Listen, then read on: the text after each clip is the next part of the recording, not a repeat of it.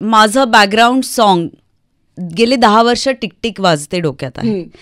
तर हे 10 वर्षांनी दिल में बजी गिटार माझ्या नशिबात आलं. So it takes time. Bus miss केल्यानंतर कळतं की ती आपली होती. तसं मग नंतर असं होतं की लोक म्हणतात अरे तू आली नाहीस पण माझ्या लग्नाला. मुंबई अशीच आहे, ती तुमच्यात मिसळून जाते असं मला वाटतं. So true, so true. Hi, Mirchi मराठीच्या युट्यूब चॅनलवरती मी आहे आरजे ज्ञानेश्वरी आणि आजचा एपिसोड असा आहे, मला वाटतं मी मॅनिफेस्ट केलेला आहे आजचा एपिसोड. त्यामुळे thanks to me, I would like to thank me and me Sai Davadkar. Finally म्हणजे खरंच फायनली यार. मला असं वाटतं for the longest time one person जिला बोलवण्याची मला फार इच्छा होती आणि मलाही यायची फार इच्छा होती इज फायनली हॅपनिंग. सगळ्यात आधी welcome to Mirchi. How does it feel? धन्यवाद. It feels cold but it's nice. तू आली आहेस त्याच्यामुळे थोडीशी ऊब आली आहे आजूबाजूला. It feels good. पण मला हे सांगायचंय की जनरली सईचं इंट्रोडक्शन करताना bold, bindaas, beautiful is the word. पण मला असं वाटतं इंटेलिजंट, चार्मिंग, अत्यंत सेन्सिटिव्ह, सेन्सिबल आणि यार प्रचंड धीट अशी एक जर मुलगी असेल तर दॅट इज सई ताम्हणकर. हे सगळे ॲडजेक्टिव्हज दे ना मीडियाला. प्लीज गाईज, हा पार्ट तुम्ही कॉपी करू शकता. कॉपी पेस्ट करा. थँक्यू. पण सई, श्रीदेवी प्रसन्न नावाची फिल्म आणि खूपच स्पेशल फिल्म यार, कारण खूप इंटरेस्टिंग वाटते, खूप रिलेटेबल वाटते. मला विचारायचं सगळ्यात of course highlight for me has been you dancing. Sorry म्हणजे देखा तो तुझे यार दिल में बजी गिटार ह्याच्यावरती जो काय परफॉर्मन्स चोपलायस तू, please tell me about it. Oh wow, माझ्यासाठी पण खूप एक्साइटिंग होतं हे. मला खरं सांगू का, म्हणजे मी खूप काय म्हणूया पठडीच्या बाहेरच्या भूमिका पण स्वीकारते, पण मला अशा फिल्मी डान्स नंबर्स, लिपसिंग सॉंग्स हे सगळं करायला खूप आवडतं. आणि ह्याची आवड संजय जाधव यांनी निर्माण केली आहे. त्याला एक स्टेप पुढे नेलं मिमीच्या वेळेला गणेश आचार्यांनी. परम सुंदरी. येस, गणेश आचार्यांमुळे मी डान्स एन्जॉय करायला लागले. आधी it use to be like an exam, म्हणजे आज परीक्षा आहे, परीक्षेच्या आधी कसं फिलिंग असतं तसं फिलिंग आधी मला कोरिओग्राफीचं यायचं. पण मी चेंज्ड एव्हरीथिंग फॉर मी. आणि हे गाणं तर मी फारच एन्जॉय केलं. एक तर ह्या गाण्याची स्वतःची पुण्याई आहे. ते खूप काय म्हणूया, तुम्हाला नाचच करावा असं वाटतो डायरेक्ट, असा त्या गाण्याचा रिदम आहे. त्याच्यामुळे असं गाणं वाटायला येणं हे कुठल्याही आर्टिस्टसाठी इज व्हेरी एक्साइटिंग. आणि मला आवडतंय की आय डान्स्ड आणि मी डान्सची रील्स वगैरे कधी पोस्ट करीन. आय हॅड नेव्हर इमॅजिन, पण I think this is life आणि life gives you such surprises आणि तुम्ही ते ओपन आर्म्सनी वेलकम केले पाहिजेत असं मला वाटतं. राईट. म्हणजे I saw your first dance reel आणि कॅप्शन वाचल्यानंतर इट डॉन्ड ऑन मी की ओके, हिचं हे पहिलंच रील आहे. बट भाई, you've kicked some ass. Thank you. Are we allowed to say that? I have said it. Okay. आता लोक ह्याचं मराठी ट्रान्सलेशन खाली कॉमेंट्स मध्ये, पण सॉरी गाईज. थँक्यू. खूपच मस्त झालंय ते. आणि ट्रेलर, गाणी, बाकी आणि तू केलंस ते पण खूप मस्त आहे, मी पाहिलं ते. अगं ट्रेलरच्या आपल्या त्या सॉन्ग लॉन्चच्या वेळेला जेव्हा ते गाणं लॉन्च झालं ना, तेव्हाच मला असं होत होतं ठीक आहे, तर मी ठरवलेलं की जेव्हा संधी मिळेल ॲज सून एज पॉसिबल आपल्याला ह्याच्यावरती नाचायचं, because it's such a fun song. आणि करताना इतकी मजा आली मला की थँक्स टू यू गाईज. असं एक गाणं दिलं ज्याच्यावरती नाचताना जाम मजा येते. थँक्यू. पण श्रीदेवीच्या निमित्ताने मला हे विचारायचंय की आता पुन्हा एकदा everybody is going to go to the theatres एका अशा फिल्मसाठी जी फॅमिली ओरिएंटेड तर आहेच, ज्याच्यामध्ये ऑफकोर्स कपल आहे, ज्याच्यात प्रेम आहे, ज्याच्यात डिफरन्सेस ऑफ ओपिनियन्स आहेत. What was the hitting point तुझ्यासाठी श्रीदेवी प्रसन्न मधला? मला असं वाटतं की अशा नावाचं कॅरेक्टर माझ्याकडे खूप म्हणजे पहिल्यांदाच आलं. अशा एका विषयावर आम्ही बोलतोय जो युनिव्हर्सल आहे. म्हणजे ह्याला उद्या कुणी भारताबाहेरच्या माणसांनी बघितलं तरी तो रिलेट करू शकेल असा विषय ह्या स्टोरीचा आहे. आणि मला असं वाटतं की sometimes to be a part of such a big setup is also very important. Important म्हणण्यापेक्षा काय म्हणूया, इम्पॉर्टंटच म्हणायला पाहिजे. एका आर्टिस्टच्या practically speaking career point of व्ह्यूनी अगदी मी बारकाईने तुला सांगितलं तर मी I am going to be completely honest today. तर मला असं वाटतं की त्यांना जर वाटलं असेल की सई ताम्हणकरला कास्ट करावं तर मला नाही म्हणण्याचा किंवा काय करू हा प्रश्नच नाही आला. प्लस विशाल हा खूप सेन्सिबल डिरेक्टर आहे. म्हणजे मला असं वाटतं ही जरी त्याची पहिली फिल्म असली तरी तो किती सेन्सिबल आहे आणि तो कसं ॲक्टरकडून काम काढून घेतोय याची सगळ्याची आयडिया आम्हाला होती सगळ्यांनाच. त्यामुळे माझ्यासाठी डबल धमाका होता टिप्स आणि विशाल आणि सिद्ध्या. ऑफकोर्स हे मॅड कॉम्बिनेशन आहे, मॅड कॉम्बिनेशन आहे आणि खूप एक्साइटमेंट आहे ऑफकोर्स या फिल्मसाठीची. रिअली लुकिंग फॉरवर्ड की कधी एकदा थिएटरमध्ये जाऊन आम्ही सगळेजण ही फिल्म बघतोय. मगाशी आपण इंट्रोडक्शनच्या वेळेला मी काही 3 ॲडजेक्टिव्स वापरले जे खूप वेळा तुझ्यासाठी यूज केले जातात. मला पर्सनली वाटतं इट इज हाय टाइम की आपण नवीन ॲडजेक्टिव्स काढू. पहिली गोष्ट तर येस, ठीक आहे. I want to ask you, बऱ्याच वेळेला असं होतं ना, आपण इतकं सगळं काम करत असतो पण लोकांना आपण आधी केलेल्या गोष्टीतच ते इतके रमलेले असतात की ते स्टील फील की ही व्यक्ती म्हणजे हे. Does it irritate you? Sometimes, not always. कारण मला असं वाटतं की जसं मी म्हणाले की एका व्यक्तीला म्हणजे माझं बॅकग्राऊंड सॉन्ग गेले 10 वर्ष टिकटिक वाजते डोक्यात आहे, तर हे 10 वर्षांनी दिल में बजी गिटार माझ्या नशिबात आलं. So it takes time. म्हणजे प्रत्येक गोष्टीचा एक एक प्रवास असतो, त्या प्रवासाची आपापली वेळ असते आणि मला असं वाटतं की इट इज ओके. म्हणजे प्रत्येक वेळेला इरिटेट होऊन कसं चालेल, कारण आम्ही जेव्हा या क्षेत्रात आलो तेव्हा आम्ही आम्हाला जज करा हा हे घेऊनच आम्ही उतरलो या क्षेत्रात. त्यामुळे इट इज ओके. पण ही माझी जबाबदारी आहे की हे पुन्हा पुन्हा नव्याने मला शोधणं आणि पुन्हा पुन्हा लोकांना ऑपॉर्च्युनिटीज देणं टू काय म्हणूया find new objectives for me. ही माझी जबाबदारी आहे. ते मी करत राहीन. मग ते बदलतील नाही बदलतील तो पुढचा भाग आहे. माझ्यासाठी बोल्ड या शब्दाचा अर्थ असा आहे की प्रतिकूल परिस्थितीमध्ये पण तुम्ही तुमचा फोकस एकाग्रता तुमची न ढळू देता काम करत राहणं इज बिईंग बोल्ड असं मला वाटतं.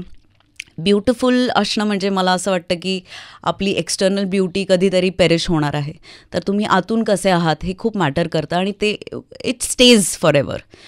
आणि बिंदास म्हणजे मी माझ्या मनाचं खूप ऐकते, माझ्या मनाला कायम खुश ठेवायचा प्रयत्न करते. So being bindaas is listening to my mind असं मला वाटतं. वाव यार, आप मुंबई यार या उत्तरासाठी तर म्हणजे झालेलं आहे माझं.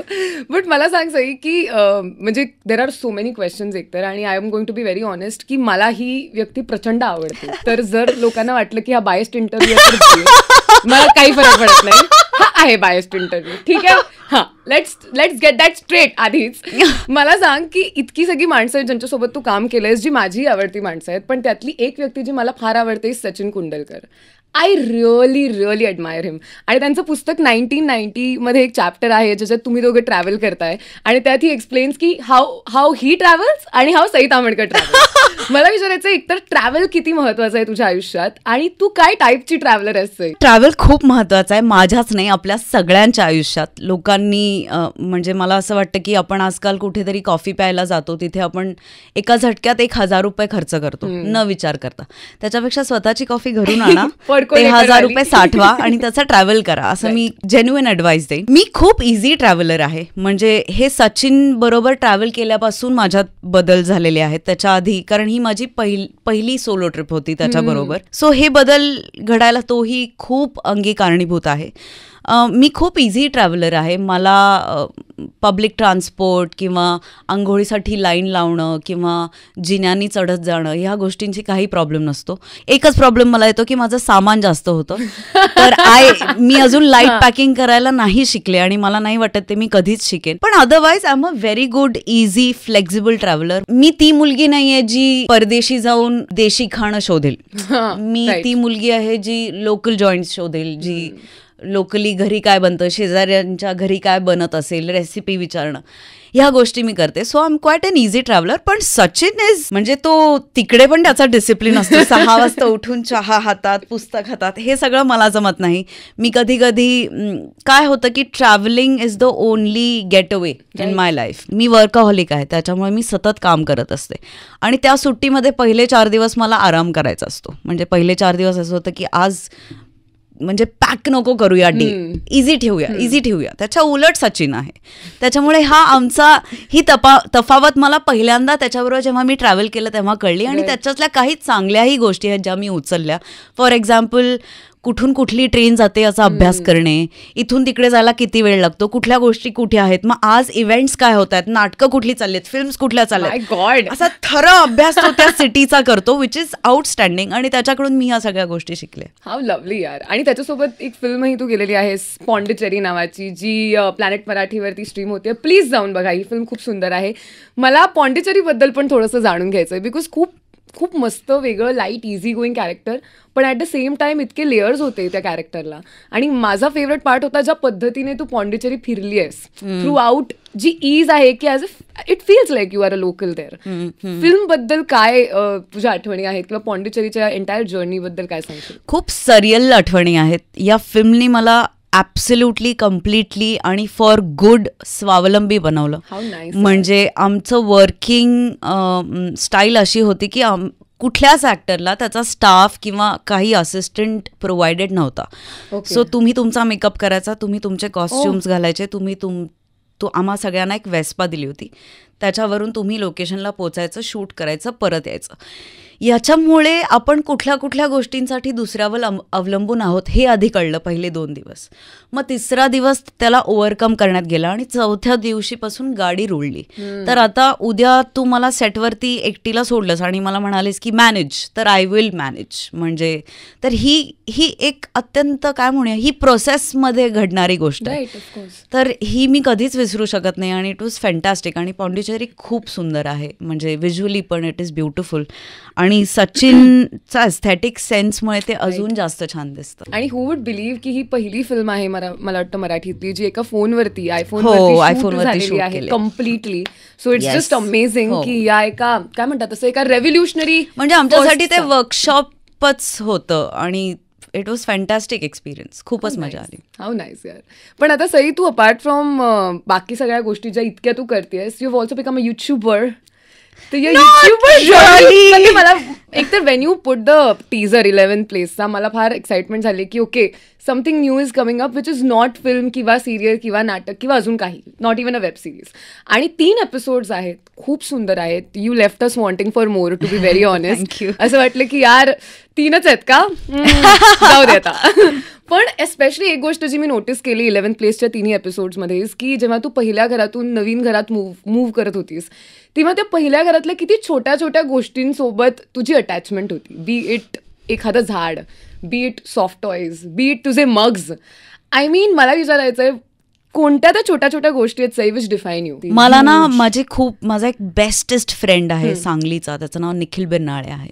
तो मला मदर इंडिया म्हणतो. म्हणजे तो when he comes to Mumbai to visit me त्याला मेसेज करते, पोचलास का, जेवलास का, नीट जर्नी झाली का. तर तो म्हणतो की तुझ्यामध्ये हे एक आहे की सगळ्यांची काळजी घेणं. मला हे जाणवत नाही, but lot of people have told me. तर मला असं वाटतं ह्या छोट्या छोट्या गोष्टी माझ्यात आहेत ज्या मला काही लोकांमुळे याची जाणीव होते. तुला पण माहिती आहे की I have been admiring you since forever आता. आणि आय डोंट नो, तुझ्या स्वभावातलं असेल किंवा अप्रोचमधलं काहीतरी रिअली क्लिक्स विथ मी. आणि आय फील की अशा पद्धतीचं this is the shade that I want to be in, you know. मला तुला विचारायचंय की when it comes to passion, तू म्हणालीस की यू आर अ वर्कोहॉलिक. मला असं खूप वेळा वाटतं की आय एम ऑब्सेस्ड बऱ्याच वेळेला, आणि जेव्हा काम नसतं तेव्हा कधी कधी I go crazy because I don't know what to do in life. Right, I feel you. Yes. I want to know about passion from you, की तुला कधी, when did you start taking तुझं passion seriously? Being an actor ह्यातले layers तुम्हाला जेव्हा कळायला लागतात तेव्हा तुम्हाला खूप मजा यायला लागते. For example, getting ready, doing photo shoots is a very big part of our life. तर मला आधी त्याचा स्ट्रेस यायचा, पण आता ते इतकं माझ्या सिस्टीममध्ये गेलं की it's on autopilot because I started enjoying it. Right. तर तुम्ही जोपर्यंत त्याच्यातली मजा तुम्हाला कळत नाही तोपर्यंत तुम्हाला त्याचा स्ट्रेस येऊ शकतो. तसंच कामाच्या बाबतीत जेव्हा जेव्हा मला कळायला लागलं की एक कॅरेक्टर एम्बाईब करणं म्हणजे काय, मग ह्या कॅरेक्टरची जर्नी काय असू शकते, आपण जितक्या खोलात जाऊ तितकं कमी आहे, कारण वास्ट असतं ना. म्हणजे एका कॅरेक्टरची दुनिया कितीही मोठी असू शकते. तर तुम्ही त्या वास्टनेसला केवढं प्लस करताय तेवढं तुमचं कॅरेक्टर चांगलं दिसून येणार. हे जेव्हा मला कळायला लागलं तेव्हा आय बिकेम ऑब्सेस्ड. आणि आता मला म्हणजे खरंच नाही दिसत कामासमोर काही, म्हणजे फेल आहे सगळं असं म्हणायला हरकत नाही. राईट. आणि is there any flip side passionate असण्याची जी तुला कधी 100% एक नाही, खूप फ्लिप साईड्स आहेत की मला स्वतःसाठी वेळ मिळत नाही, मला फॅमिलीसाठी वेळ मिळत नाही, काही आपल्या जवळच्या व्यक्तींच्या आयुष्यातले महत्त्वाचे दिवस असतात त्याचा भाग बनता येत नाही. अशा खूप जास्त फ्लिप साईड्स आहेत ज्या आपल्याला छोट्या वाटतात, पण त्या मिस केल्यानंतर, म्हणजे आमच्या सिनेमामध्ये एक डायलॉग आहे की बस मिस केल्यानंतर कळतं की ती आपली होती.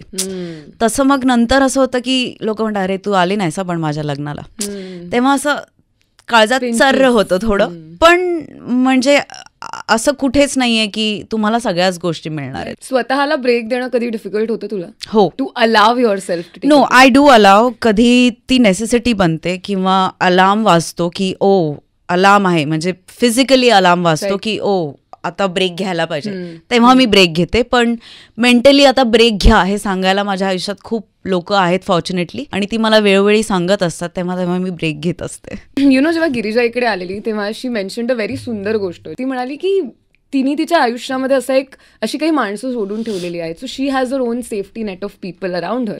आणि बऱ्याच वेळेला काम करताना तिला हे रिअलाइज होतं की ही माणसं असणं किती महत्वाचं आहे, किंवा how much do they mean to you, right? In your case do you also have असा एक ग्रुप ऑफ पीपल जे सतत आहेत, नॉट नेसेसरी की आपण त्यांच्याशी रोज बोलू, रोज सतत त्यांना अपडेट देऊ, nothing, but you know that you can fall back on these people. वेगवेगळ्या शहरात आहेत आणि खूप आहेत. Yes, definitely. मला असं वाटतं की तुमच्या संपत्तीपेक्षा तुम्ही माणसं किती जोडताय इज व्हेरी इम्पॉर्टंट. कारण हे काही आपण कमावलेलं जे आहे ते काही घेऊन नाही जायचं आहे, आपल्याला लोकांच्या हृदयात उरायचं आहे. ते उरण्यासाठी आपण एका जन्मात जेवढं करू शकतो तेवढं केलं पाहिजे असं मला वाटतं. आणि इट इज सो नाईस, म्हणजे लोक जोडणं याच्यासारखा दुसरा आनंद नाही. आणि मला असं वाटतं हे खूप अवघड कामही आहे. तर माझ्या नशिबाने मला अशी लोकं मिळाली आहेत आणि माझ्या नशिबाने मी ती टिकवली आहेत. तर मला असं वाटतं की yes I have safety nets in every city. That is so wonderful. Yes, lovely. That is. मला एक गोष्ट सांग की आता तू इतक्या वेगवेगळ्या प्लॅटफॉर्म्सच्या माध्यमातून कामं करतेस, तर प्रत्येक वेळेला जेव्हा एखादं नवीन काम येतं तुझा अप्रोच टुवर्ड्स दॅट वर्क काय असतो? ऑफकोर्स आय थिंक टास्क पण कधी कधी मी खूप लाईट पण असते, म्हणजे I don't take it seriously.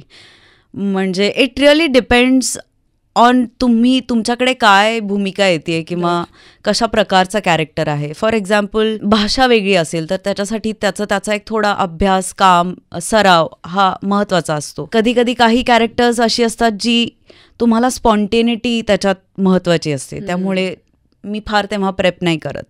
पण जनरली मला असं वाटतं मी सतत स्क्रिप्ट वाचण्यापेक्षा माझं इंटरनल प्रेप जास्त सुरू असतं. पण माझी आई मला नेहमी सांगते की 5 वेळापेक्षा जास्त एकदा स्क्रिप्ट वाचून तर बघ काय होतंय. पण मी ते आधी अजून केलेलं नाहीये, पण ह्या वर्षी करेन असं म्हणते. पण हो, मला असं वाटतं की अप्रोच प्रत्येक वेळेला वेगळा वेगळा असू शकतो. Approach also depends on what you are going through in your life असं मला वाटतं. कारण तुमची मनस्थिती कशी आहे त्याच्यावर सुद्धा कधी कधी तुमचा अप्रोच ठरतो, विच इज रॉंग और राईट, आय डोंट नो, पण असं होतं कधी कधी. तू म्हणालीस असं व्हेरी फेअर की लाईफ इज पॅरली गोइंग ऑन आणि आपल्या आयुष्यात वेगवेगळ्या गोष्टी होत असतात ज्यांनी कधी आपण लो असतो, कधी आपण खूप एनर्जेटिक असतो, कधी आपण normal, it's just a usual day.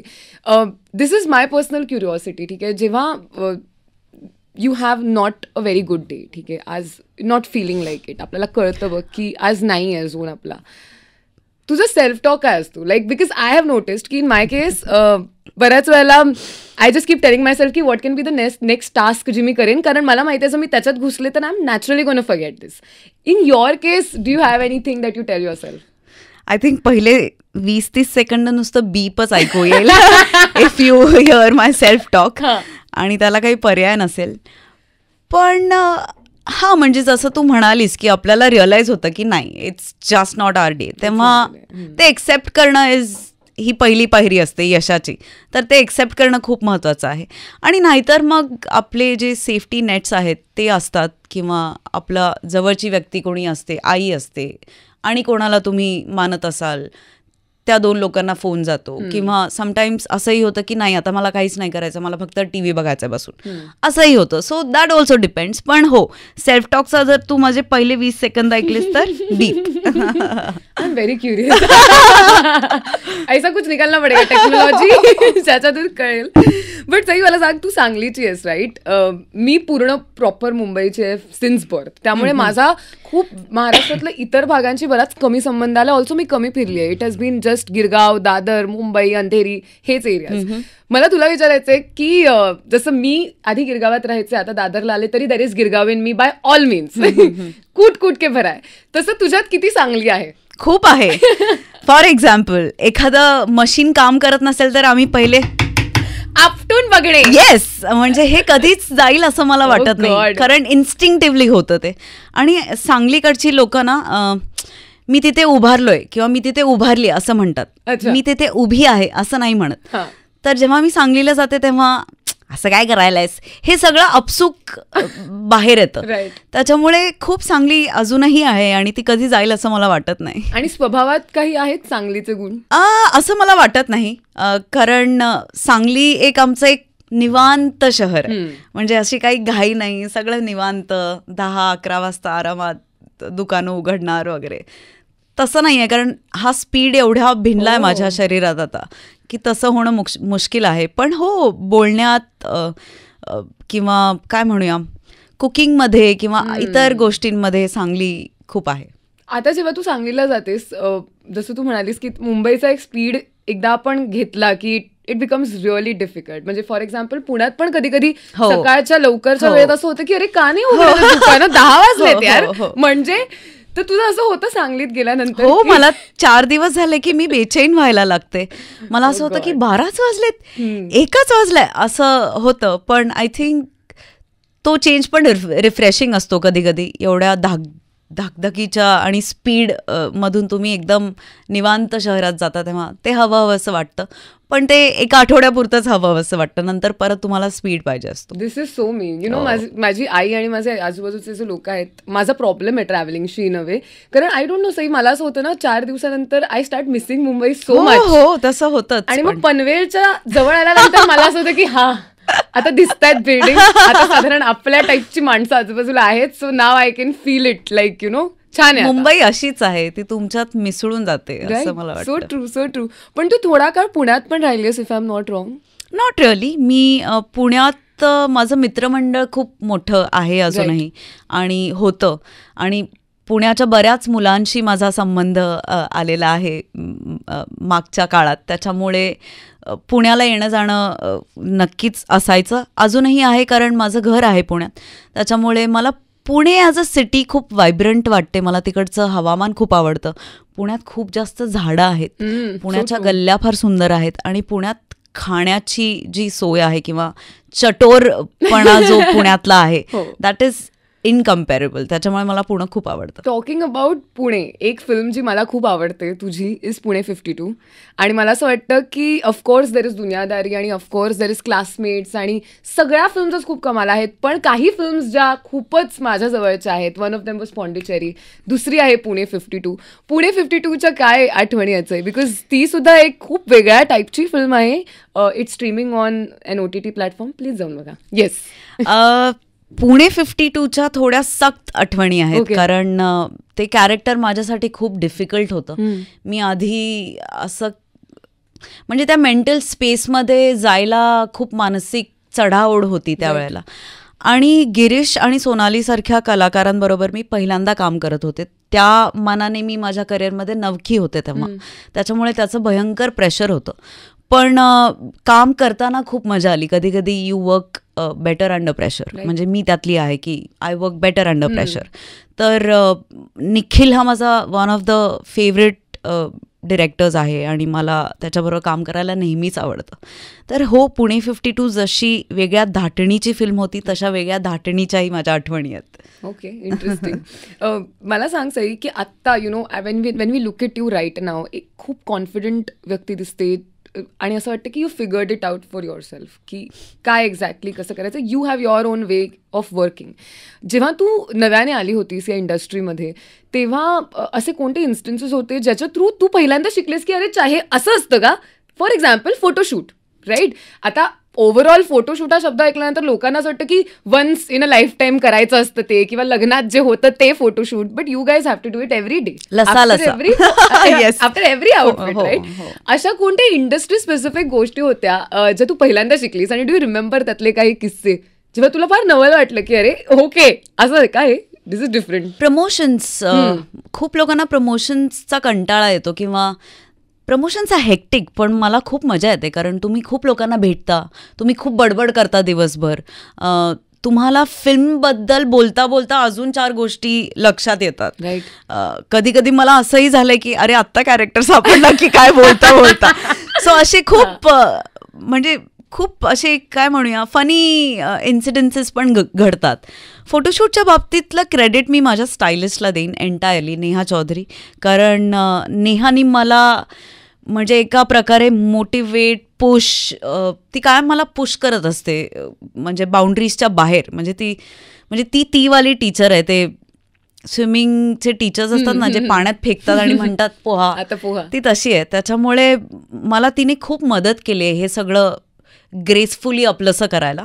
आणि मला असं रडायला यायचं की आज 4 लुक्स करायचे किंवा आज 5 लुक्स करायचे. मला असं म्हणजे खूप प्रेशर आणि मनस्थिती छान नाही आणि नको असं वाटायचं.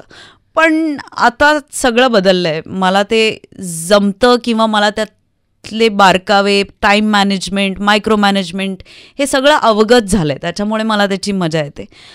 आणि अशी जी गाणी असतात लिपसिंकवाली किंवा स्टॉर्म फॅन आहे आणि तुम्हाला यू हॅव टू डू अदाय वगैरे, हे मी खूप प्रॅक्टिसने शिकले. मला ह्याचा आधी सेन्स नव्हता की कसं तोंड उघडलं की मी कशी दिसणार आहे किंवा कसं एक्सप्रेशन किंवा स्लो मोशनमध्ये काय केल्यावरती चांगलं दिसतं किंवा तुमचा फेस किंवा तुमचा अँगल स्लो मोशनमध्ये किंवा रेग्युलर ह्याच्यामध्ये कसा चांगला दिसेल. कारण एक्सप्रेशन्स बरोबर you have to look after your steps also, your outfit also. तुम्ही कसे दिसताय, मग तुम्ही किती स्पीडनी किंवा किती जोर लावून ती स्टेप करताय, ह्याच्यापासून सगळ्या गोष्टी कॅल्क्युलेट होत असतात. तर ह्या गोष्टी मी प्रॅक्टिसने शिकले आणि तेव्हा मला असं ओ हे असं असतं, अच्छा. कॅमेराच्या बाबतीत ते सगळं जमणं हे कधी झालं, डू यू रिमेंबर? मला असं वाटतं अजूनही शिकते कारण I don't have it all figured out at all. जरी असं दिसत असलं तरीही अजूनही मला कधी डेड एंड्स येतात, कधी कधी मला काही डिसिजन्स घ्यायला खूप वेळ लागतो किंवा विचार करायला लागतो किंवा समजत नाही. तर असं नसतं, it's a learning process, it's a constant process. आणि मला अजूनही होतं की नाही, सगळ्यामध्ये अजून बेटर होऊ शकतं. 100%. ॲब्सोल्युटली. तू जसं म्हणालीस मगाशी की तू यू आर अ वर्कहॉलिक, तुला काम करायला खूप आवडतं. आणि बऱ्याच वेळेला असं होतं ना आपलं की ज्यांना त्यामध्ये खूप पॅशन असते, खूप इंटरेस्ट असतो, दे एक्सपेक्ट की ते अमुक पद्धतीने व्हावं, आणि ते नाही झालं की खूप चिडचिड होते, मूलभूत एक. आणि असं होतं की अरे पण डू यू थिंक की समटाईम्स तुझ्या बाबतीत पण असं होतं? हो, ऑल द टाईम. आणि मला इक्वली फायर्ड आणि पॅशनेट असलेलीच लोक आजूबाजूला लागतात. जर कामचुकार लोक असली तर ती माझ्या टीममध्ये नसतात किंवा मी त्यांच्यापासून स्वतःला लांब करते. तर माझ्या नशिबाने असे काही सेट ऑफ पीपल मला भेटलेत आणि जे माझ्याबरोबर आहेत. 100% चिडचिड होते, पण ॲट द सेम टाईम असं आपण स्वतःला सांगत राहतो की आपली इंटेन्सिटी आणि समोरच्याची इंटेन्सिटी यात फरक असू शकतो आणि त्याच्यात काही चुकीचं नाही. पण हो, चिडचिड होते. हा पर्सनल होता जरा क्वेश्चन माझा. अच्छा, कमिंग टू ऑफकोर्स MHJ हास्य जत्रा, सगळेच फॅन आहेत यार, म्हणजे ह्यात काही प्रश्नच नाही. बट जेव्हा सोनाली ताई आली तेव्हा मी तिला पण म्हटलेलं की जितके आम्ही स्किट्स एन्जॉय करतो, बिकॉज आम्ही सगळे तिकडे बसू शकत नाही आणि आम्ही दाद देऊ शकत नाही, सो तुम्ही आमचे रिप्रेझेंटेटिव्ह असता. आणि बऱ्याच वेळेला असं होतं की तू किंवा प्रसाद दादा किंवा सोनाली ताई जे रिॲक्ट करता दॅट्स एक्झॅक्टली जे आम्हाला वाटत असतं. आणि असं होतं की ओके, आपली दाद ह्यांच्या माध्यमातून का होईना पोहोचते. तुझ्याबद्दल स्पेसिफिकली मी हे ऑलवेज नोटीस केलंय की यू मेक शुअर की प्रत्येकाचं तुला जे आवडलंय ते तू त्यावेळेला सांगतेस. It's very easy to say की हां छान होतं skit, but just to mention की तुझं ते आवडलं, तू खूप छान दिसतेस, तुझं ही लकप तुझी छान होती. मला विचारायचं, एकतर हास्य जत्रा तुझ्यासाठी किती सुंदर अनुभव आहे एव्हरी टाईम, आणि तुझ्यातल्या कोणत्या गोष्टी डू यू थिंक या प्रवासाने चेंज केल्यात फॉर गुड? हास्य जत्रा माझ्यासाठी ब्लेसिंग आहे सगळ्याच अर्थाने. कारण आम्ही जेव्हा 8 तास त्या शोचं शूट करतो, आय एम नॉट किडिंग, काहीच मनात विचार येत नाहीत. म्हणजे आयुष्याबद्दलही नाही, कामाबद्दलही नाही. 8 तास आम्ही फक्त हसत असतो, आम्ही एन्जॉय करत असतो. त्याच्यामुळे it's a stress buster for me. हास्य जत्रेमुळे माझ्या भाषेत खूप बदल झालेत. बोलताना मराठी भाषा म्हणजे आधी हिणवणारी लोक आता स्तुती करतात. हा खूप मोठा बदल आहे माझ्यासाठी. आणि मी कायम मला इमॅजिन करते स्वतःला त्या मंचावरती. जर का मला कोणी बोललं की आज छान नाही झालं आज, तर मी किती खच्ची होईन ह्याचा मी कायम विचार करते. त्यामुळे मला असं वाटतं की जेव्हा तुम्ही काहीतरी बोलताय, दुसऱ्याला मोटिवेट करण्याची तुमची ड्युटी आहे, तर त्याच्यात कंजूसपणा नाही केला पाहिजे असं मला वाटतं. आणि ते आपसूक माझ्या हातून घडतं. आणि मला असं सिरियसली वाटतं की consistency is not a joke. Consistency ही म्हणजे हे वरदानच असू शकतं जे या शोचं आहे. एवढे वर्ष होऊन सुद्धा एका लेवलचं ह्युमर किंवा एका लेवलचं स्टँडर्ड मेंटेन करणं इज नॉट अ जोक. आणि त्याचं सगळं क्रेडिट आमच्या डिरेक्टर, प्रोड्युसर्स आणि लेखकांना जातं. ती त्यातली मुरलेली मंडळी आहेत आणि त्यांनी ते अजूनही टिकवून ठेवलं आहे. तर आम्हालाही त्या स्टँडर्ड मेंटेन करण्यासाठी आमची पण लेवल तेवढीच उंच असावी याचा आम्ही वेळोवेळी प्रयत्न करत असतो. आणि मला कुठल्या खुर्चीची हाव होईल असं मला कधीच वाटलं नव्हतं. पण हास्य जत्रेची खुर्ची आणि माझं नातं खूप अतूट आहे आणि I am very possessive about that chair. How lovely. We would not want anybody to replace that असंही. कारण एक काय म्हणतात तसं एक आम्हाला पण इतकी सवय झाली आहे ना, डोळ्यांना सुद्धा, कानाला सुद्धा, एक्सपिरियन्स वाईज सुद्धा, की ओके इथे प्राजक्ता असते, इथे सई आणि प्रसादादा असतो, इथे हे सगळे असतात आणि इट इज होम. म्हणजे आय रिमेंबर एव्हरी टाइम जेव्हा हास्य जत्रेचे टेलिकास्ट टायमिंग चेंज होतात, it is a matter of pressure at home की ओ माय गॉड. म्हणजे आय रिमेंबर जेव्हा 5 दिवसांचं वीकेंड झालेलं, आम्हाला 2-3 आठवडे लागलेले सई टू फिगर आउट की आता आठवड्यात काय करायचं, आपण काय बघायचं टीव्हीवरती. सो मला असं वाटतं इतकं पर्सनली सगळेजण घेतात. ओव्हरऑल तिकडे जे सगळे कलाकार आहेत खूपच कमाल आहेत. म्हणजे सगळ्यांचं टायमिंग वेगळं आहे आणि प्रत्येकाची एक वेगळी स्टाईल आहे. प्रत्येकाची ही स्टाईल तुला किती इन्स्पायर करते. आणि असं होतं का स्किट्स बघताना you are mentally, because you are also an actor, तर नॅचरली आपण ऑब्झर्व थोडंसं जास्तच करत असतो. हो, डज इट हॅपन की एक मेंटल नोट्स? 100% म्हणजे क्षणोक्षणी आम्ही नोट्स घेत असतो. ह्या बाबतीत मी असं म्हणेन की समीर चौघुले हा असा ॲक्टर आहे जो म्हणजे आलेली छोटी अपॉर्च्युनिटी पण तो कधी सोडत नाही ॲक्टर म्हणून. आणि हे करणं खूप अवघड आहे. ही क्वालिटी त्याच्यातली मी कायम एम्बाईब करायचा प्रयत्न करते. वनिता ज्या प्रकारे कुठल्याही कॅरेक्टरमध्ये ती वनिता वाटतच नाही, ती वेगळी वेगळी वेगळी बाई वाटते. ते अमेझिंग आहे. नम्रता जेव्हा एखादा कॅरेक्टर घेऊन येते तेव्हा ती नुसता कॅरेक्टर नाही, तिची जर्नी ती घेऊन येते. हे खूप अमेझिंग आहे. गौऱ्या स्ट्रेट फेसने ह्युमर करतो. म्हणजे तो तर इतका काय म्हणूया तगडा आर्टिस्ट आहे की तो आमच्या डोळ्यात डोळे घालून पण, जजेसच्या डोळ्यात डोळे घालून पण तो विनोद करत असतो. आणि it takes something to do this. मला असं वाटतं की रसिकाची जर्नी ज्या प्रकारची आहे, म्हणजे रसिकाला स्किटची भीती वाटण्यापासून ते, म्हणजे ही जर्नी कमेंडेबल आहे. या जर्नीतून सगळे ॲक्टर्स गेलेले असतात. पृथ्वीक प्रताप आहे. पृथ्वीक, मी त्याला कायम म्हणते की मी शाळेत ना शुद्ध लेखन, उत्तराला चौकट, खाली रेग ह्याचे 5 मार्क एक्स्ट्रा मिळवायचे. तो तसा स्टुडंट आहे. सुशोभीकरणाचे 5 मार्क पीपीला कायम कन्फर्म असतात. चेतना एखादी जागा काढेल पण ती 4 महिने लक्षात राहील. असे खूप अमेझिंग गोष्टी आहेत जी ही लोक आम्हाला रोज शिकवतात. सो या मी मेंटल नोट्स वही चालूच असते. That's so fun. आणि मला असं वाटतं की हा एक असा शो आहे जो सतत चालू राहावा, कारण दिस इज डेली डोस आणि आम्हाला हा डोस फार आवडतो. This is for the entire Hasya Jatra team. तुम्ही सगळी खूप कमाल. Thank you. I also want to ask की बिकॉज ॲज अ कलाकार आपल्याकडे वेगवेगळे प्रोजेक्ट्स येत असतात आणि नॉट एव्हरी टाईम एक प्रोजेक्ट संपल्यावर लगेच दुसरा प्रोजेक्ट सुरू होईल. मध्ये कधी कधी पॅचेस असतात जिथे वी आर फिगरिंग आउट. आपल्या काही ऑडिशन्स होत असतात, काही बोलणी होत असतात, मीटिंग्स होत असतात. या मधल्या काळामध्ये to be in practice of your art तू काय करतेस? Do you do anything? मग ते बघणं असेल, वाचन असेल, एनिथिंग. मी बघते खूप, पण अलीकडे मला गरज निर्माण झाली आहे की एखादा वर्कशॉप करावा का, किंवा कारण अनलर्निंग हे अवघड आहे लर्निंगपेक्षा असं मला वाटतं. त्याच्यामुळे ते अनलर्निंग टाईम टू टाईम व्हायला पाहिजे असं मला वाटतं. तर तू आता जे म्हणालीस ते त्याची प्रोसेस ह्या वर्षीच म्हणजे खूप गरज वाटायला लागली आता, म्हणजे कॉलिंग म्हणतो ना तसं होतंय. तर ह्यावर्षी मी असं काहीतरी करेन असं मला वाटतंय. अदरवाईज मी खूप जास्त कंटेंट कन्झ्युम करते. मी कधी कधी नाटकं बघायला जाते. वाचन एवढं नाही, पण मी ऑडिओ बुक्स ऐकते. मला वाचनाची आवड नाही आहे लहानपणापासून, unfortunately. Things like this I think. Absolutely.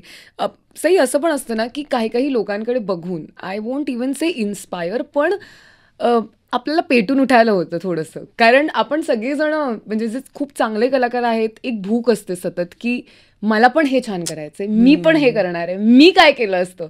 हा जो एक कॉन्स्टंट सेल्फ टॉक आपला सुरू असतो. अशी कोणती माणसं आहेत ज्यांचं काम बघितल्यानंतर तुला पेटून उठायला होतं आणि असं वाटतं की आत्ता मला या क्षणी काहीतरी काम करायचंय? ओ वाव, अशी खूप लोक आहेत. मनोज वाजपेयी ह्यातले एक म्हणायला हरकत नाही. पंकज त्रिपाठी, कारण ह्या लोकांची जर्नी खूप इन्स्पायरिंग आहे. माझ्यासारख्या ॲक्टरना ती खूप कॉन्फिडन्स देते किंवा होप देते असं म्हणायला हरकत नाही. Priyanka Chopra also for that matter, कारण ग्लोबल आपलं अस्तित्व काय म्हणूया कोरणं is not a joke, which she is done beautifully. आणि अशी खूप लोक आहेत, म्हणजे लिस्ट मोठी मोठी मोठीच आहे. मला आलिया भट खूप आवडते, खूप छान काम करते. मला मुक्ता खूप आवडते, मला सुबोध खूप आवडतो. अशी खूप लोक आहेत. How lovely. आणि मला असं वाटतं it is just nice to have people like these around. हो, 100%. कारण वेन यू आर लो, तुम्हाला काय म्हणूया गेट अप अँड गो करणारे तुम्ही स्वतःच असता, आणि जोपर्यंत ते होत नाही तोपर्यंत तुम्ही उठत नाही. तर अशी लोक पाहिजेत, आणि जास्त पाहिजेत, जी आहेत आपल्या कंट्रीमध्ये. राईट. पुढचा प्रश्न मी जनरली सगळ्या कलाकारांना विचारते, कारण तू म्हणालीस तसं जसं तू हास्य जत्रेत नोट्स काढत असतेस, तसं मी प्रत्येक इंटरव्ह्यूमध्ये मेंटल नोट्स काढत असते. आणि it's also very selfish, I am going to accept it. पण हा प्रश्न मला सगळ्यांना विचारायला आवडतो, आणि मी तुला विचारते की एक माणूस म्हणून, एक कलाकार म्हणून आपल्या काही कोर व्हॅल्यूज असतात, ज्या यू मेक शुअर की ह्यांच्यासोबत तडजोड नाही करायचे. बाकी कामात फ्लेक्झिबिलिटी हे ते सगळं ठीक आहे, पण this is me, this can't change. तुझ्या बाबतीत अशा कोणत्या कोर व्हॅल्यूज आहेत ज्यांच्यासोबत तुला तडजोड करायला कधीच आवडत नाही? ओके. मला लास्ट मिनिट चेंजेस आवडत नाहीत. मला असं असतं की मला तुम्ही इन ॲडव्हान्स सगळं व्यवस्थित प्लॅनिंग करून टाइम टेबल वाईज सगळं द्या, म्हणजे it is easy for me to plan. त्याच्यानंतर सरप्राईजेस आवडत नाहीत. म्हणजे अचानक आता आपण ना उद्यापासून नाही तर आपण 8 दिवसांनी शूट करतोय, असं सरप्राईज आलं की माझी खूप धांदल उडते. त्याच्यानंतर मी जनरली खोटं बोलत नाही, म्हणजे professionally also. If I can't make it, मला ओव्हर कमिट करायला आवडत नाही, किंवा समोरच्याला लटकवून ठेवायला आवडत नाही की हा मी बहुतेक येईन, मी कळवते. जर मला जमणार नसेल तर मी नाही असं स्पष्ट सांगते, कारण मला असं वाटतं की ते समोरच्यालाही बरं पडतं आणि आपणही एका रिस्पॉन्सिबिलिटीमधून फ्री होतो. पण हे इट्स नॉट इझी यार. इट इज नॉट इझी, पण ह्यानी खूप इझी होते तुमचं आयुष्य. म्हणजे लॉंग टर्ममध्ये हे खूप काय म्हणू बेनिफिशियल आहे आणि कम्फर्टिंग आहे खूप जास्त. त्यांनी खूप त्रास कमी होतात. आणि मला ओव्हरलोड घेऊन काम करायला नाही आवडत. म्हणजे जर का माझ्या प्लॅनिंगमध्ये 28 तासाचं काम आहे, तर मी समोरच्याला सांगेन की 20 तासच हे 4 तास बफर आहेत. ह्याच्यामध्ये माझा ट्रॅव्हल असणार, माझा आराम असणार, माझा वेळ असणार.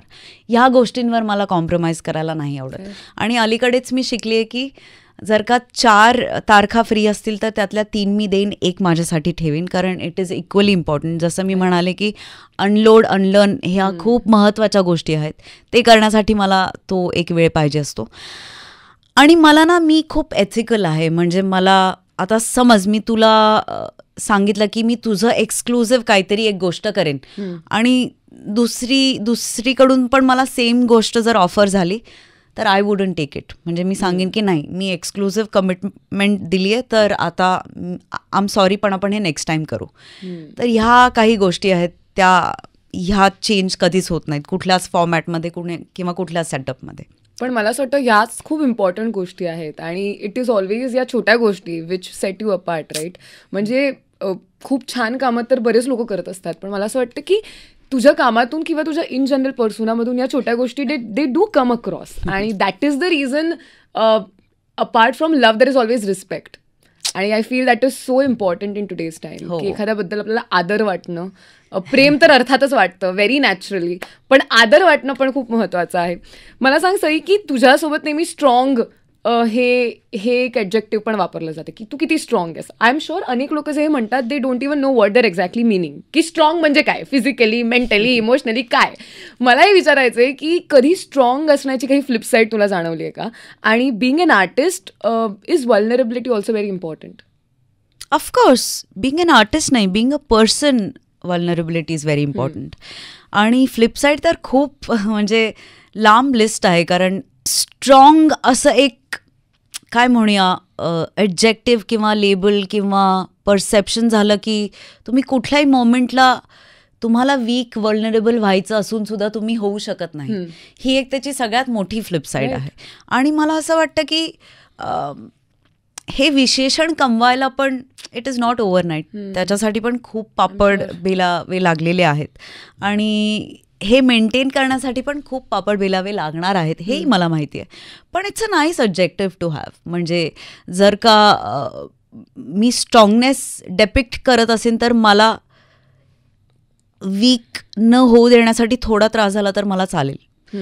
कारण त्याच्यातून जर का लोकांना स्फुरण मिळत असेल, इन्स्पिरेशन मिळत असेल, तर तेवढं कॉम्प्रोमाइज किंवा तेवढा त्याग मी किंवा तेवढं सॅक्रिफाईस मी करायला तयार आहे. पण ॲज अ पर्सन समटाईम्स नाही. म्हणजे तुम्ही माणूस आहात, तुम्ही 24/7 12 महिने स्ट्रॉंग असू शकत नाही, विच इज ऑल्सो ओके, असं मला वाटतं. एक इंडस्ट्री रिलेटेड प्रश्न मला विचारायचा आहे की this is just a random observation म्हण किंवा क्युरिओसिटी म्हण, की बऱ्याच वेळेला आपण मराठीत ऑलवेज बी से ना की आपला कॉन्टेंट हा हिरो आहे किंवा एखाद्या फिल्मची गोष्ट ही त्या फिल्मचा हिरो आहे. डू यू थिंक की ॲज अ पर्सन जी ह्या क्षेत्रात आहे आणि तू इतकं काम मराठीत करतेस, या स्टेटमेंटमुळे कुठेतरी जे कलाकारांना स्टार्डम मिळालं पाहिजे ते कुठेतरी कधीतरी सॅक्रिफाईस होतं, because you are always with the narrative की अरे कॉन्टेंट इज द किंग? हा खूप ट्रिकी प्रश्न आहे. म्हणजे it is also how you look at it. पण हो, मला असं वाटतं की म्हणजे काही कसं, how do I put this politically correct, हे मी जरा विचार करते.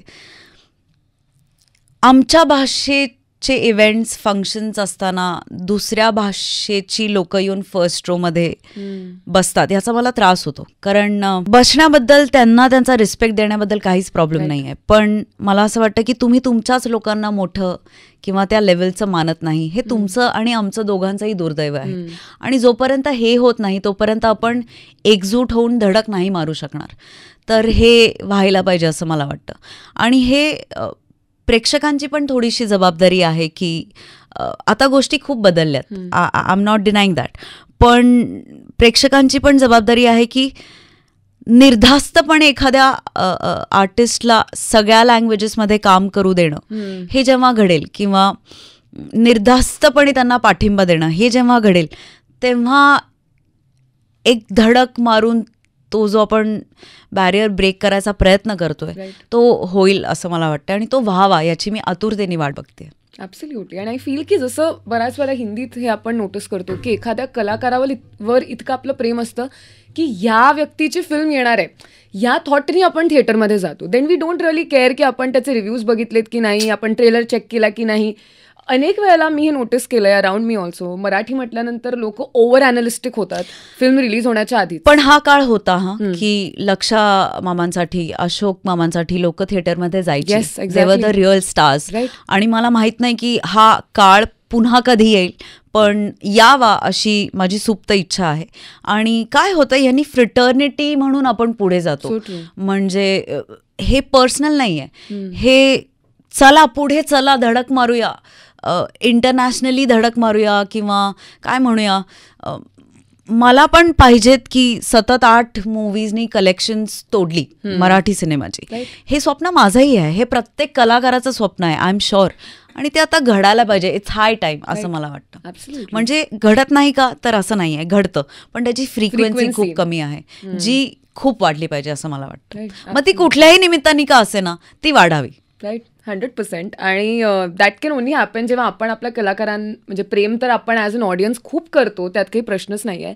पण यार मला आय ऑलवेज पर्सनली फील की एक आर्टिस्ट ना, he or she is a little apart from the general audience. म्हणजे मला तोच ॲटिट्यूडचा फरक आहे की हां असशील तुझ्या घरी, हे एक अजूनही आहे ऑडियन्समध्ये. तर हे थोडं अननेसेसरी जजमेंट आहे आय फील.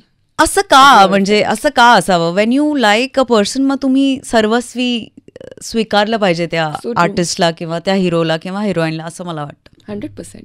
सई मला सांग, it's been a long time ना, तू इंडस्ट्रीमध्ये इतक्या वेगवेगळ्या क्षेत्रात काम केलंयस. मला विचारायचं आहे की जेव्हा आपण एखाद्या क्षेत्रात जस्ट सुरुवात करतो, तेव्हा आपला उद्देश असतो की आपल्याला स्वतःची ओळख निर्माण करायची आहे. मग असतं की consistently I want people to remember me. मला हवं आहे की फेस व्हॅल्यू मला असेल. यार तुझ्या बाबतीत सगळं आहे आता. What inspires you to still do more? म्हणजे सुरुवातीला आपल्याला असतं की ओके, आता मला आय वॉन्ट की माझी ओळख बनावी आणि त्या दृष्टीने माझे प्रयत्न चाललेत.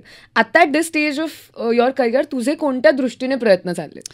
मला असं वाटतं हे तू जे सगळं बोललीस ते खूप इझी झालंय आता करणं, किंवा with a little hustling you can achieve it. Right. पण ते मेंटेन करणं इज समथिंग, आणि ते कन्सिस्टन्सी त्याच्यात ठेवणं इज समथिंग.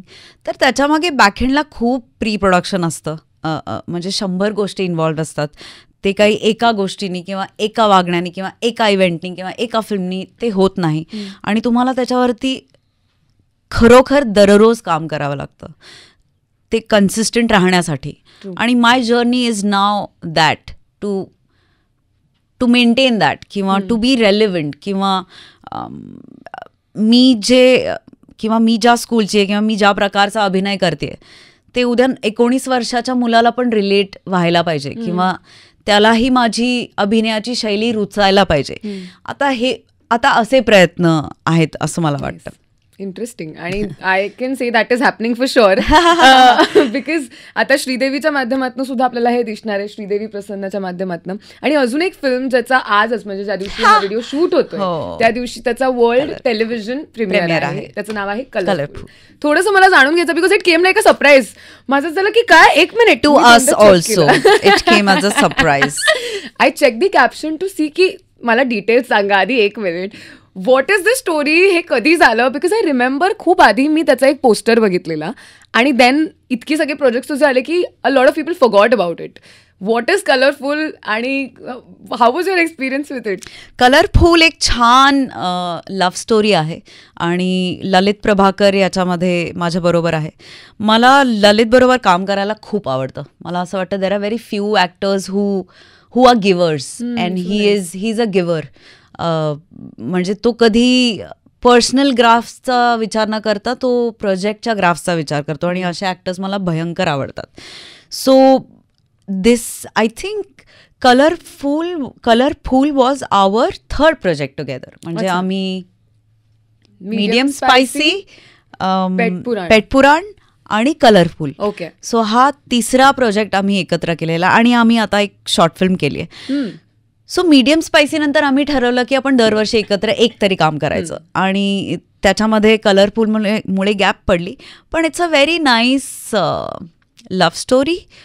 परत फॅमिलीने बघावी अशी फिल्म आहे, आणि आज त्याचा 8 वाजता वर्ल्ड प्रीमियर आहे टेलिव्हिजनवरती. तुम्ही नक्की बघा. आणि because she mentioned about medium spicy, please medium spicy सुद्धा बघा. मला ती फिल्म प्रचंड आवडली. मलाही. आणि एस्पेशली द सॉन्ग जे जितू दादाने लिहिलंय, का पाहिजे, ज्याच्यात तुमचा तो जो walk, I feel there is something with you and walking around. पॉंडिचेरीमध्ये बँड्राच्या लेन्स मध्ये सुद्धा हे आहे. आणि इतकं कमाल वाटतंय की कोणीच कोणाशी बोलत नाहीये, तुम्ही दोघं फक्त एक डिस्टन्स मेंटेन करून चाललायत. ती मोहितची मजा आहे, ते मोहित ची आयडिया ऑफ रोमॅन्स आहे आणि which is absolutely brilliant. Seriously. आणि आय फील ती फिल्म ज्या एका नॉन कन्क्लुझिव्ह एंडला संपते, दॅट्स द बिगेस्ट हुक. की oh my God, there is no and they lived happily ever after आणि सगळं आम्हाला सांगितलं. आयुष्याचं असंच असतं आय थिंक, हुक वरती सगळं असतं. आणि येस, मला मोहित बरोबर परत काम करायचंय डेफिनेटली. Please do that. काही काही कॉम्बिनेशन्स असतात ना जी बघायला इतकी मजा येते दॅट यू सिक्रेटली मॅनिफेस्ट की अजून एक काहीतरी आलं पाहिजे आता, ह्यानी समाधान नाही झालंय. ऑल्सो मीडियम स्पायसी मध्ये तुझे जे कुरळे केस आहेत, 1.5 तास लागायचा मला ते केस करायला. की तुझे नॅचरली कुरळे केस आहेत त्यामुळे तुला कुरळ्या केसांची चॅलेंजेस पण माहिती आहेत आणि त्याची काय म्हणूया प्लस पण माहिती आहे. पण 1.5 तास लागायचा. पण मला असं वाटतं की ऍक्टरनी सतत वेगळं वेगळं दिसणं हे तितकंच महत्वाचं आहे. त्याच्यामुळे तो एक छोटा अटेम्प्ट होता माझ्यातर्फे. It was a very nice attempt. खूप फ्रेश वाटलं आणि नॅचरल वाटले का? खूप नॅचरल वाटले. Like it felt like chef Gaurish could have curly hair like that. Okay, भक्षकचा पण फर्स्ट लुक आलेला आहे आणि म्हणजे सई तर चोपतीये. एका दिवशी सईच्या स्टोरीज वरती 3 वेगवेगळ्या प्रोजेक्ट्सच्या स्टोरी होत्या आणि I was like my god, how is she even going to manage promotions. मला सांग, भक्षक बद्दल काय सांगशील? कारण अगेन एक फार इम्पॉर्टंट भूमिका दिसते त्याच्यामध्ये. त्याच्यात खूप शेड्स आहेत असं लक्षात येतंय पहिला लुक बघता. What would you like to say? Bhakshak ही खूप महत्त्वाची गोष्ट आहे. एक अशी गोष्ट जी आपल्याला सतत आपल्या आजूबाजूला होताना दिसत असते वर्षानुवर्ष. त्याला काय म्हणूया, त्याला थांबलेली नाही आहे ती गोष्ट घडायची. तर अशा एका गोष्टीवरती भाष्य करणारी एक खूप काय म्हणूया महत्त्वाचं भाष्य करणारी फिल्म आहे. आणि या सिनेमातली माझी भूमिका ऑलमोस्ट इन्स्पिरेशनल आहे. कारण त्या व्यक्तीच्या वाट्याला जे काम आलं आहे करायला ते खूपच कमेंडेबल आहे. आणि मला एका गोष्टीचं खूप अप्रूप वाटतं की 2 मुली मिळून हे काम करतात. तर ती एक वेगळी शेड आहे. त्यामुळे भक्षक 9 तारखेला OTT प्लॅटफॉर्मवरती रिलीज होते, तुम्ही पाहालच. पण त्याच्या आधी मी एवढंच बोलू शकते, 30 तारखेला mostly, I don't no, it's not official, आमचा ट्रेलर येईल. Lovely. Very, very looking forward to it. And I saw ki Red Chillies is producing it. Of course, the curious question, have you met Shah Rukh Khan? No, I want to. I want to. पण आता गिरिजा भेटले तर मी भेटेन, कारण तुला हे माहिती आहे. त्याच्यामुळे आय एम होपिंग की मी पण जाईन शाहरुखच्या घरी. गिरिजा सोबत सुद्धा जेव्हा गप्पा झाला तेव्हा of course we spoke about Shahrukh Khan आणि there is one more person that we spoke about, ज्याच्याकडे मी येणार आहे. पण this is the last segment ज्याच्यात मी काही लोकांची नावं घेईन.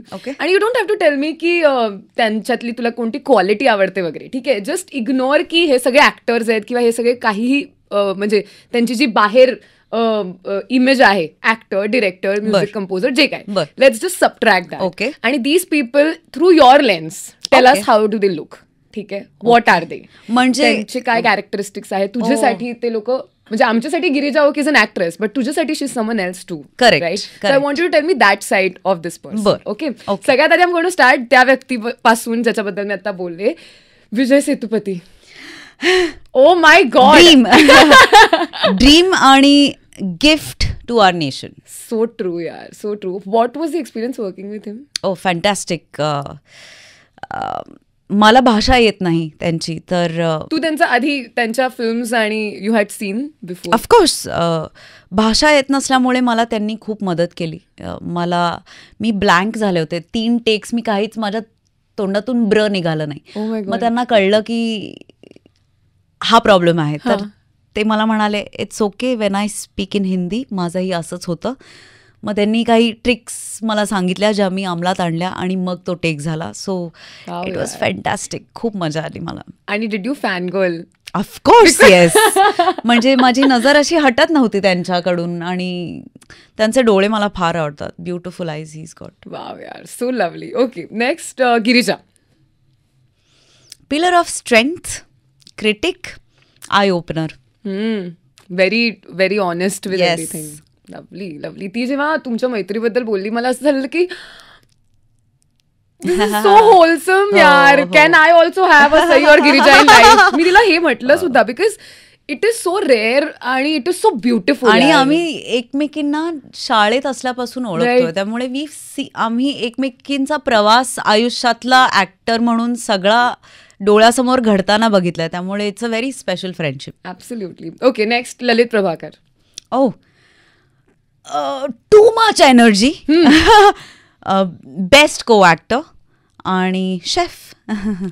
Okay, next Mohit Takalkar. Oh, wall, aesthetics master आणि व्हेरी गुड ऍक्टर. तो खूप चांगला ऍक्टर आहे. True. Swapnil Joshi. Oh, 2 AM friend, wise person. मी नेहमी त्याच्याकडे सल्ले मागायला जाते. Yeah, pillar of strength. Okay. Sanjay Jadhav. Home, family. आणि Sachin Kundalkar. Mystery, best travel partner आणि खूप दिवसात न भेटलेला मित्र. अयो, प्लीज मॅनिफेस्टिंग दिस ऑल्सो. कारण मी त्यांच्या पुस्तकात वाचलंय की किती सुंदर पद्धतीने Wien ever someone comes he cooks वगैरे, तर इट इज सो ड्रीमी यार. I mean it is beautiful.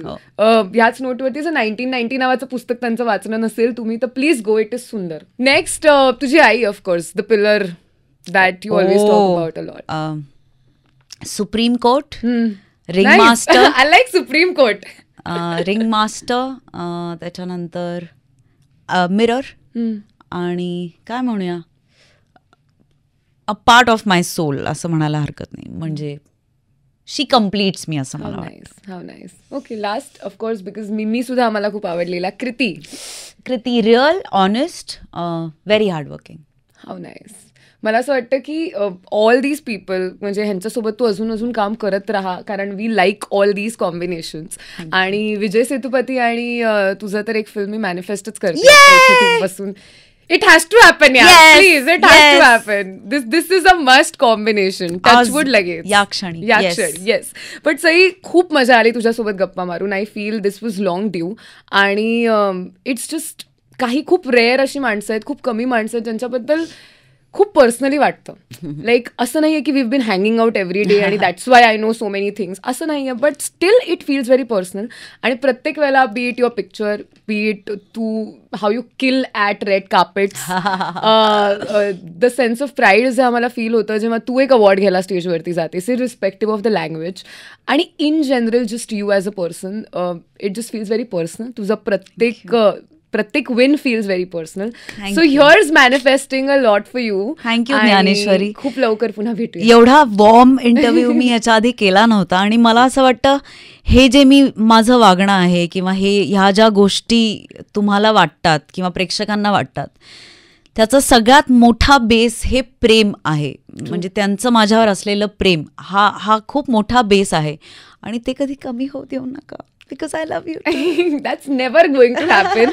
And here's manifesting कि a lot of people are able to become the Sai Tamankar in their fields. Yes, go for it. Thank you so much, Sai. Thank you. Thank you, guys.